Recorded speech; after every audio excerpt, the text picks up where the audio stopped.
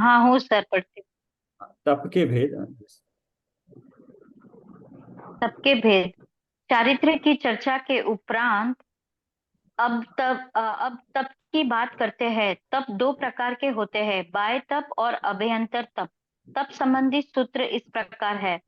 अंशना वामोदर्य वृत्ति अंशनाव महोदर्य वृत्ति परिसंख्या परिसंख्यान रस परित्याग विविक्त शय्यासन काय क्लेशा बाह्यम तपः प्रायश्चित्त विनय वैयावृत्य स्वाध्याय वित्सर्ग ध्यानान्युत्तरम। ध्यानान्युत्तरम। अनशन, अवमोद्र्य, वृत्ति परिसंख्यान, रस परित्याग, विविक्त शय्या शय्यासन और काया क्लेश, ये छह प्रकार के बहिरंग तप है। प्रायश्चित, विनय, व्यावृत, स्वाध्याय, वृत्तसर्ग, व्युत्सर्ग। त्याग और ध्यान।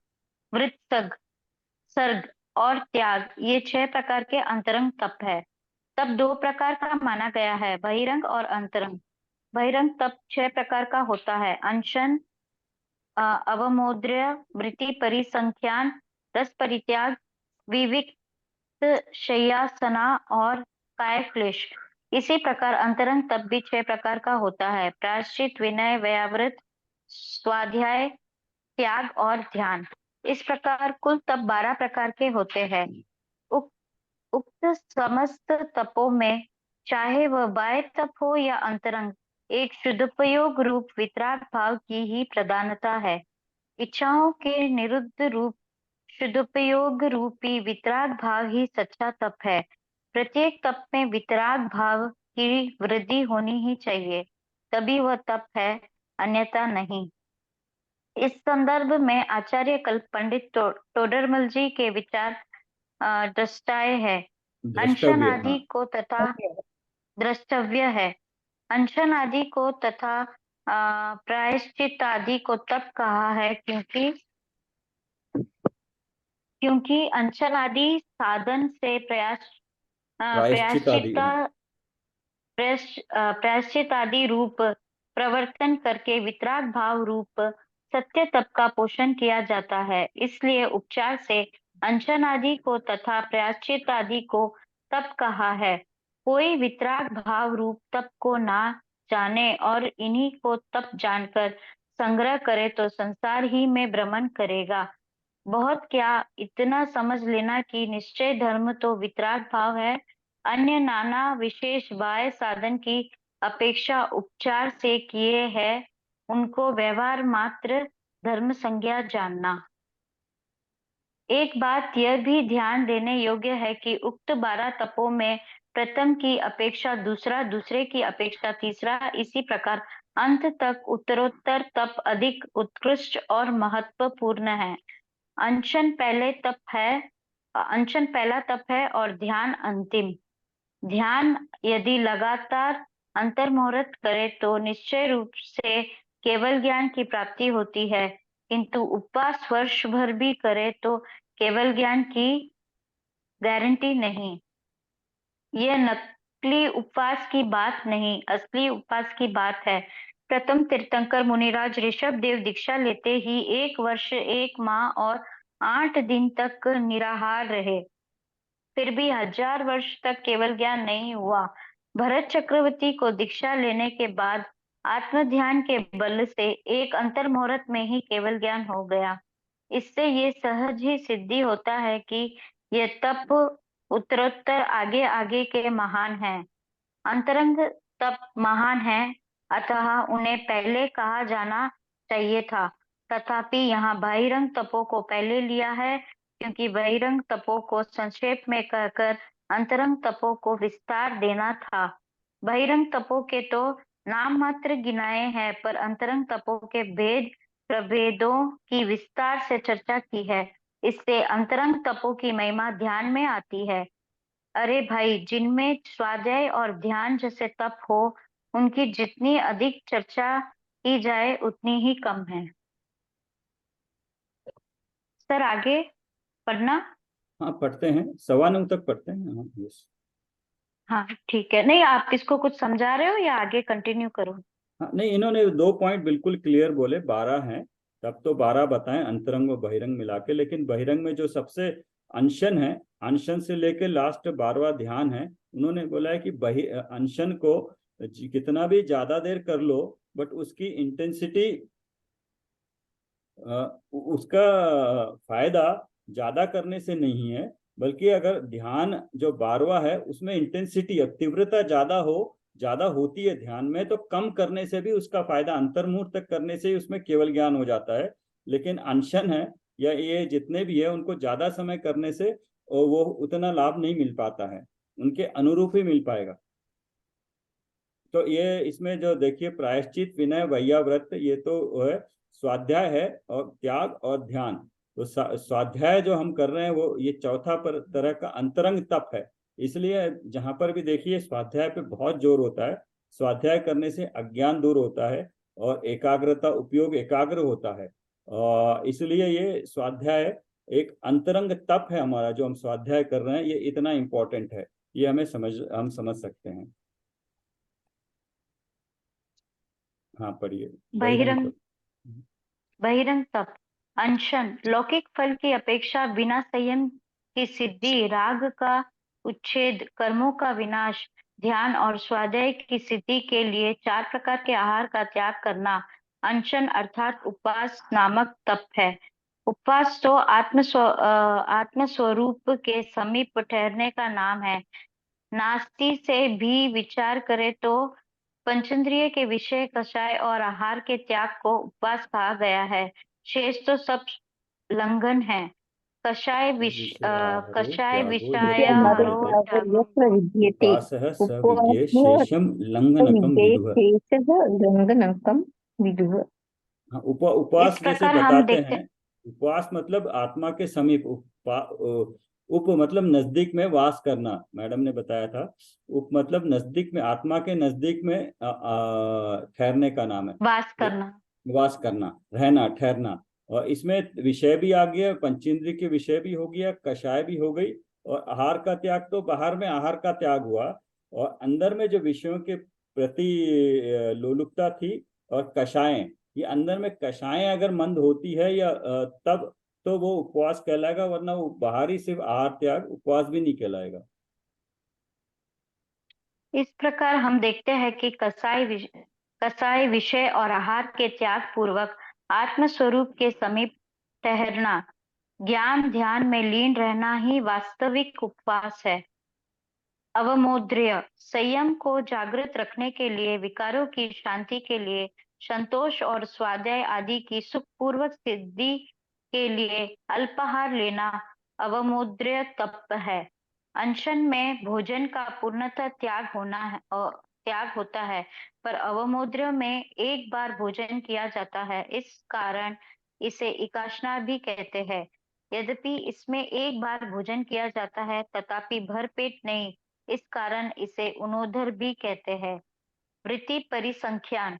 जब मुनिराज आहार के लिए निकलते हैं तो अनेक प्रकार के नियम लेकर निकलते हैं कि मुझे इस प्रकार आहार प्राप्त होगा तभी मैं लूंगा, अन्यथा नहीं। इस प्रवृत्ति को वृत्ति परिसंख्यान तब कहते हैं। भोजन को जाते समय अनेक प्रकार की अटपटी प्रतिज्ञा ले लेना, उसकी पूर्ति पर ही भोजन करना, अन्यथा उपवास करना वृत्ति परिसंख्यान है। रस परित्याग। इंद्रियों के दमन के लिए, नींद पर विजय पाने के लिए और सुखपूर्वक स्वाध्याय करने के लिए घी, दूध, दही, तेल, नमक और मीठा, इनमें कोई एक या एकाधिक रस का त्याग कर देना रस परित्याग तप है। षट रसों में कोई एक, दो या 6 ही रसों का त्याग करना, निरस भोजन लेना रस परित्याग है। उपयुक्त चारों ही तप भोजन या भोजन त्याग से संबंधित है। इनमें इच्छाओं का निरोध एवं शारीरिक आवश्यकताओं के बीच कितना संतुलित नियमन है, ये ये द्रष्टव्य है। दृष्टव्य मतलब कहाँ ये पर किसमें द्रष्टव्य लेना चाहिए अपने हिसाब से, कि इच्छाओं का निरोध और शारीरिक आवश्यकताओं के बीच, अपनी शारीरिक आवश्यकताओं के अनुसार, इच्छाओं का निरोध तो है लेकिन शारीरिक आवश्यकता अपनी है, तो दोनों को किस तरह से बैलेंस करना, ये चारों से पता लगता है, या इनको देख के हमें करना चाहिए। भोजन से ही संबंधित है, लेकिन अगर भोजन में विषय कषाय छोड़कर अगर रुकते हैं तो उसके बदले क्या करते हैं, उसके बदले फिर ज्ञान ध्यान में लीन रहने के लिए ये उपवास करते हैं। अगर भोजन नहीं ले रहे हैं तो उस वक्त क्या कर रहे हैं, अगर भोजन नहीं ले रहे हैं, अगर हमारा मन फिर भोजन की तरफ जा रहा है तो उसको रोकने के लिए क्या करना है, स्वाध्याय करिए, ज्ञान में रहिए, ध्यान में रहिए, जिससे कि वहां पर वापस उपयोग नहीं जाएगा। इनमें एक वैज्ञानिक क्रमिक विकास है। यदि चल सके तो भोजन करो ही नहीं, अनशन ना चले तो एक बार दिन में शांति से अल्पाहार लो, अवमोद्रय वह भी मौदर्य, अनेक नियमों अवमौदर्य, के अवमौदर्य। अवमोद्रय अवमोदर्य वह भी अनेक नियमों के बीच में बंद कर अनगर अनर्गल नहीं, अनर्गल हाँ हाँ, नहीं अनर्गल नहीं, हाँ। अनर्गल अनर्गल नहीं, व्रति परिसंख्यान और जहां तक बन सके निरस हो, क्योंकि सरस आहार गृद्धता बढ़ाता है, पर शारीरिक आवश्यकता की पूर्ति करने वाला होना चाहिए। अतः सभी रसों का सदा त्याग नहीं, किंतु बदल बदल कर विभिन्न विभिन्न रसों का विभिन्न समयों पर त्याग हो, जिससे शरीर की आवश्यकता की पूर्ति भी हो जाती है, होती रहे, और जिह्वा की लोलुपता पर भी प्रतिबंध रहे। रस परित्याग, इससे स्पष्ट है कि तप शरीर के सुखाने का नाम नहीं, इच्छाओं के निरोध का नाम है। हाँ, 5 से 6 को पढ़ूं ये सर? इम्पोर्टेंट है, शरीर के सुखाने का नहीं, शरीर को तकलीफ नहीं देना है, लेकिन अपनी इच्छा है कि एक एक दिन रोज बदल कर कोई जो भी है हर एक को उसका निरोध करें, तो इससे अपनी इच्छा का निरोध होता है, और शरीर का काम अपना बैलेंस बना रहता है। शरीर को जो चाहिए वो देना जरूरी है, क्योंकि शरीर के आधार से हम टिके हुए हैं। ये लास्ट बहुत इंपॉर्टेंट है, शरीर के सुखाने का नाम नहीं, इच्छाओं के निरोध का नाम है। पढ़िए आगे। विविक्त शय्यासन और काय क्लेश, निर्दोष एकांत स्थान में प्रमाद रहित सोने बैठने की वृत्ति, विविक्त शय्यासन तथा आत्म साधना एवं आत्म आराधना में होने वाले शारीरिक कष्टों की परवाह नहीं करना काय क्लेश तप है। इनमें ध्यान रखने की बात यह है कि काय को क्लेश देना तप नहीं है, वरन काय क्लेश के कारण आत्म आराधना में शिथिल नहीं होना मुख्य बात है। हाँ, ये समझना जरूरी है, काय को क्लेश देना है कि मैं धूप में बैठ जाऊं जिससे को तकलीफ हो, वैसा नहीं करना। लेकिन जब ध्यान में कर रहे हैं, आत्मा आराधना में है लीन, तब काय क्लेश के कारण आत्मा शिथिल नहीं होना मुख्य बात है। जब ध्यान कर रहे हैं तब इस बात का ध्यान नहीं रखना, ध्यान करते वक्त जो शरीर में हो रही है क्रिया उस पर ज्यादा ध्यान न देके अपने ध्यान पे उपयोग को लगाए रहना, ये बता रहे हैं। बट पर्पस ये नहीं कि शरीर को जाके कहीं गर्मी में सर्दी में 1 घंटा बैठे रहें और उसको झेलते रहें।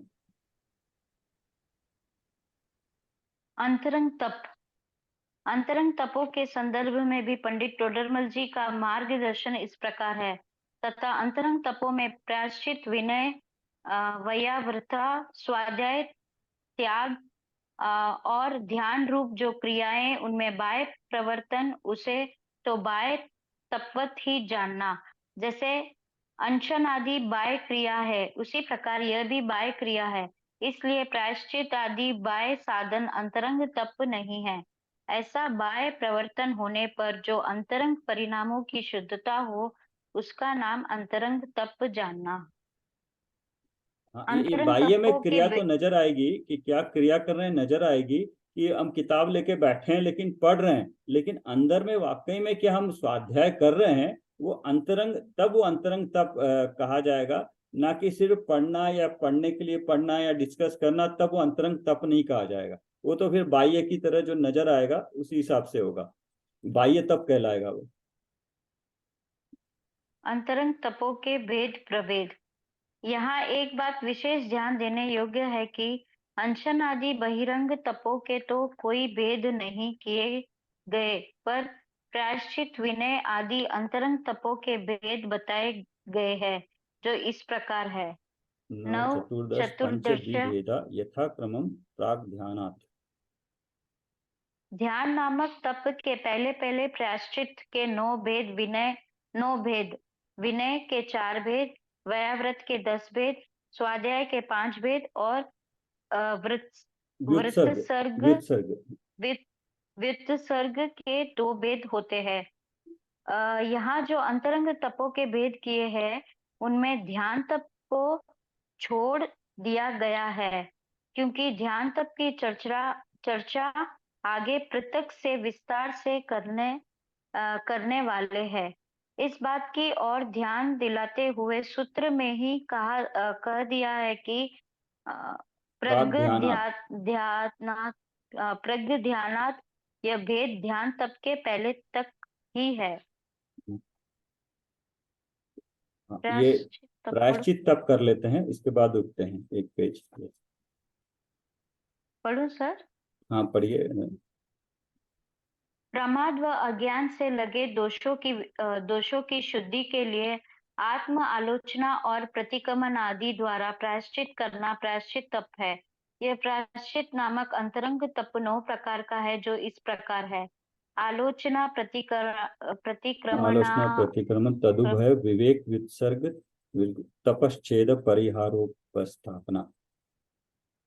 आलोचना प्रतिक्रमण तदुभय विवेक व्युत्सर्ग व्युत्सर्ग तप व्युत्सर्ग तप छेद परिहार और उपस्थापना, ये 9 भेद प्रायश्चित नामक तप के हैं। आलोचना, गुरु से अपने प्रमाद को निवेदन करने का नाम आलोचना नामक प्रायश्चित है। प्रतिक्रमण, मेरा दोष मिथ्या हो ऐसा निवेदन करना प्रतिक्रमण नामक प्रायश्चित है। तदुभय, कोई अपराध तो अकेली आलोचना से शुद्ध हो जाता है और कोई अपराध केवल प्रतिक्रमण से शुद्ध हो जाता है, किंतु कोई अपराध आलोचना और प्रतिक्रमण दोनों से ही शुद्ध होता है। इसे तदुभय नामक प्रायश्चित कहते हैं। विवेक, सदोष आहार तथा उपकरणों का संसर्ग होने पर उसका त्याग कर देना विवेक नामक प्रायश्चित है। वृत्तसर्ग, कुछ समय के लिए कौत्सर्ग करना, मन वचन कायोत्सर्ग करना, मन वचन काय के प्रति ममत्व छोड़ना व्युत्सर्ग नामक प्रायश्चित है। तप, अनशन आदि तपों का करना तप नामक प्रायश्चित है। छेद, दिन पक्ष माह वर्ष आदि के लिए दीक्षा का छेद कर देना छेद नामक प्रायश्चित है। परिहार, कुछ समय के लिए संग से निकाल देना परिहार नामक प्रायश्चित है।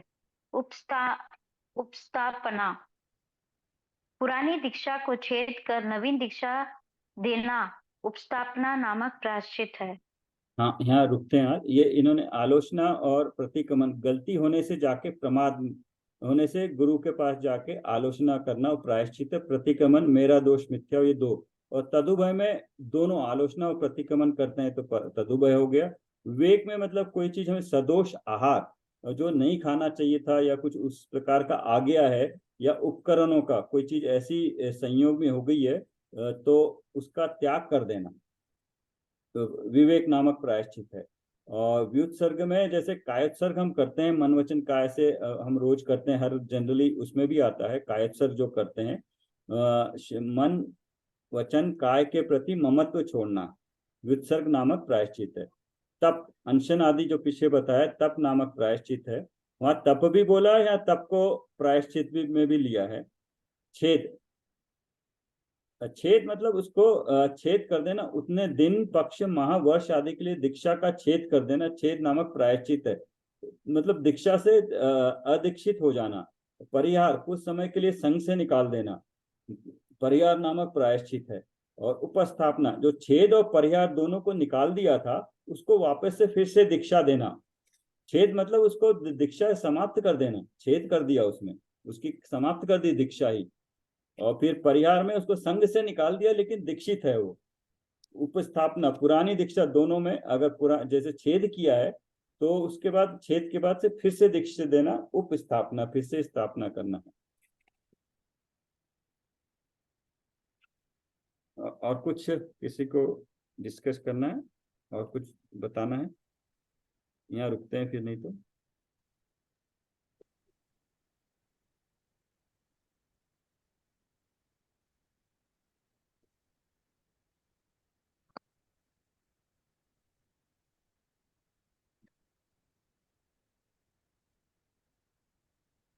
जिनवानी स्तुति कर ले फिर। हाँ सर। हाँ, ओके। हे जिनवानी भारती तो है चपू दिन रैन, जो तेरी शरणा गए वो पावे सुख चैन। वाणी जवानी के ज्ञान थे सुझे लोकालोक, वाणी मस्तक नमो सदा दे तो लोक। जय जी। जय जिनेन्द्र। जय जिनेन्द्र, आभार। जय जिनेन्द्र सर। सबका स्वाध्याय अच्छा थैंक चल यू रहा सर। है? हाँ, हाँ? आप लोग अलग अलग कहाँ पर, मतलब अगर जस्ट है तो अलग भी कहीं कहीं सुनते हैं स्वाध्याय? कहाँ किस किस का सुनते हैं? और भी यूट्यूब पे आप लोग सुनते हैं ना? नहीं मैं तो सब अपना ही, ये जो भी है वो ही पढ़ते हैं। अच्छा। मोक्ष मार्ग, ये ओके। तत्वास्तुत्र, हम्म। यही पढ़ रहे। अच्छा। और मैं आनापान का करती हूँ कभी कभी, अच्छा, तभी जो आप। विपासना का है ना। हाँ हाँ हाँ हाँ, यस यस, आनापान, आनापाना है, यस। उसके बाद वो हम्म, 1 घंटे का जो कराते हैं, आनापाना तो हाँ 10 मिनट होता है। उसके बाद जो। नहीं, वो हाँ, 1 घंटे का करती हूँ। अच्छा। तो अच्छा अभ्यास चल रहा है आपका उसमें, तो आपको हाँ वो मेरे को बहुत ऐसे है। हाँ, मेरी वो बड़ा। बेटी 10 साल से कर रही है वो। हाँ, वो अच्छा है। उसमें एक ही चीज है कि उसमें एक क्रिया रूप हो जाती है, उसमें हमें प्रिंसिपल में, या जैसे हम इसका तत्व के बारे में हमें पता नहीं चलता है। वो तत्व के बारे में, छेद द्रव्य सात तत्व उस रूप पर से नहीं हो पता नहीं पाता। चलता है, पर जो वो शब्द बोलते हैं ना, हाँ, वो वो सब कुछ अपने ही शब्द है। शब्द हैं, लेकिन वो मतलब बीच वो में सब से। लिए, वो चाहे बोलते हैं बौद्ध धर्म का है, पर मेरे को तो लग रहा है सब अपने में से ही लिया हुआ है। वर्ड्स वर्ड्स शील है, निर्जरा लेते हैं, बट वो एक बीच में से शुरुआत से, जैसे सर्वज्ञ है, या वर्ड्स एक जैसे लगते हैं, लेकिन पूरी तरह से मेरे को नहीं लगा वो पूरे हैं, तो थोड़ा सा नहीं इनकम्प्लीट लगता है मतलब वो। वो बोलते हैं बौद्ध का है, पर इन्होंने जैन धर्म से ही लेके किया है सब। हाँ, क्यों, ये तो अलग से गोइंका जी ने अपना स्टार्ट किए थे ना। लेकिन उन्होंने मानते बुद्ध को है ना, क्योंकि बुद्ध का हाँ बेसिकली प्रॉब्लम उसमें ये हो जाती है कि बुद्ध को वो टोटल वीतरागी नहीं मानते, क्योंकि उनके शरीर पे भी एक कपड़ा दिखाते हैं ना, तो मुनि पर धारण। आप देखिए, जो वो उनके वर्ड है ना, एक एक वर्ड को ऐसे लगता है कि दिल की गहराई से उतर गए। हाँ, बहुत अच्छा है उसमें, लेकिन वही मेन मेन बात यही आती है कि जो सर्वज्ञ की सर्वज्ञता के बारे में है, या जो वितरागीपना है, वो नहीं होता, वो कपड़े के साथ दिखाते हैं, तो हमारी फिर वो गलती हो जाती है सर्वज्ञ की हाँ तो सर्वज्ञता को। मैं तो क्या बोलती हूँ, अपन उनको उनके हिसाब से ले ही नहीं ना, अपने अपने हिसाब से लेते हैं। हाँ हाँ, ठीक है ठीक है, प्रैक्टिस करने के लिए अच्छा है, तो इसलिए अगर वो कर रहे हैं तो आपको बहुत अच्छा आपने वाले ध्यान अगर करोगे तो बहुत अच्छा और अच्छा लगेगा। उसमें क्या बहुत सारी चीजें बता देती है ना, इस तरह से करो उस तरह से करो, तो वो थोड़ा बहुत गहराई हो जाती है। अच्छा, नहीं, अच्छी बात है अगर कर रहे हो तो, वो 1 घंटा अगर बैठ पा रहे हो आप, बहुत अच्छी बात है। नहीं नहीं। हाँ हाँ। आप भी विजेता जी अभी और कुछ भी पढ़ती हैं? आप तो काफी छेड़ा ये इसमें अष्टपाहुड़ का काफी डीप स्टडी कर रही हैं आप। हाँ सर, वो बुक एक बार स्टेच कर ली सर, एक चैप्टर पूरा खत्म कर दी उसमें। हाँ हाँ। आज पूरा कंप्लीट हो गया एक चैप्टर। ओके। सेकंड चैप्टर में अभी जा रही हूँ। दर्शन पाहुड़ जो चैप्टर है ना सर, वो पूरा हम्म। पढ़ ली मैं। अच्छा, आज ठीक आके है। कुछ टच नहीं हुआ, बस अभी थोड़ा स्वाध्याय। आज फुल डे बाहर ही थी मैं, बाहर का काम आ गया था, इसलिए आज यस कुछ यस। नहीं हो पाया। हाँ, नहीं, वो अपने इसलिए बैकग्राउंड में तो चलता ही रहता है ना, अगर हम कहीं भी जाते हैं तो माइंड में चलता ही रहता है, वो हाँ, अच्छी चीज माइंड में होती है। चलता है सर। हाँ, वो एक फायदा होता है माइंड में स्वाध्याय अब वो करने से। चलता रहता आप है, भी माइंड में सुमन चलता जी है। कुछ सुनती हैं और अलग? हाँ, मैं रेगुलर क्लास, ये ज्योति जी सेठी हैं जयपुर की, अच्छा, हाँ हाँ। पंडित तोड़रमल स्मारक से पढ़ी भी नहीं है, लेकिन एमए और शास्त्री उन्होंने अच्छा। किया हुआ है और बहुत अच्छा पढ़ाती हैं। तो अभी मोक्ष मार्ग प्रकाशक खत्म हुआ है और अच्छा 2 दिन पहले इष्टोपदेश शुरू किया है और अच्छा तत्वार्थ अच्छा सूत्र चल रहा है। बहुत स्लो, उनके 3 वीक में मतलब 4 बुक्स, 4 शास्त्र चल रहे हैं अलग अच्छा। अलग डेज।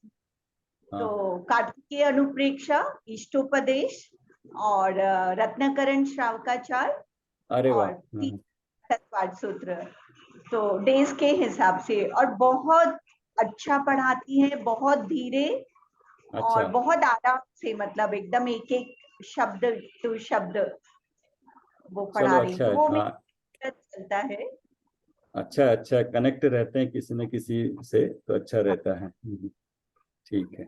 दिन में 3 क्लास हो जाती है उनकी हाँ हाँ अच्छा अलग शास्त्र की, तो वो चलती है बराबर। अच्छा अच्छा है, आपका भी स्वाध्याय भी चल रहा है। ठीक है। आप और तो सर आप तो कुछ प्रोफेशन में हैं या नहीं, यही? मैं तो रिटायर्ड हूँ, 10 साल से रिटायर्ड हूँ। अच्छा अच्छा, तो अभी पढ़ा रहे हैं, सबको पढ़ भी रहे हैं, पढ़ा रहे हैं? नहीं नहीं, मेरा कोई नहीं, बस इतना ही चलता, इतना ही चर्चा करता हूँ पढ़ाने का, और कहीं पढ़ाता नहीं टोटली। अच्छा अच्छा। हाँ पूरा टाइम इसी में रहता है अपना। हम्म। और कहीं नहीं, पढ़ाने का नहीं है मेरे को, यही है, मैं चर्चा ही करता हूँ पढ़ाने का। अभी खुद ही पढ़ रहे हैं ना अभी तो हम, परमागम ऑनर्स। पर आपका क्षम अच्छा है, बहुत आपकी गहराई है पढ़ने हाँ की। हाँ यस यस। करना नियोग में पढ़ने से, करना नियोग का बहुत फायदा हुआ। करना नियोग पढ़ने हाँ। से तो उससे बहुत क्लैरिटी आती है समझने में।